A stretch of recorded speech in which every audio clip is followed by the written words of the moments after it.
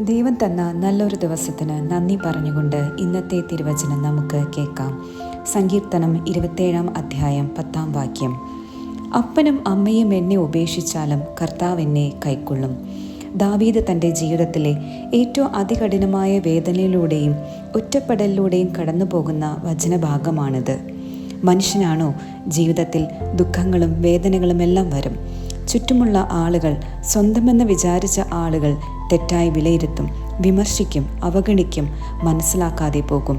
അപ്പോഴെല്ലാം നീ ഓർക്കുക, നീ കർത്താവിൻ്റെ പ്രിയപ്പെട്ട മകനാണ്, മകളാണ്.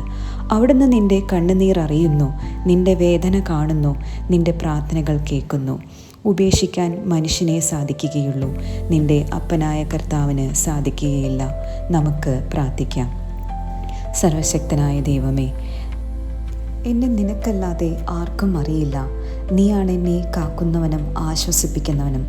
നീ എൻ്റെ കൂടെയുള്ളതിനാൽ ഞാൻ ഒന്നിനെയും ഭയപ്പെടുകയില്ല. നിൻ്റെ സ്നേഹത്താൽ എന്നെയും എൻ്റെ കുടുംബത്തെയും കാത്തുകൊള്ളണമേ. ആമീൻ.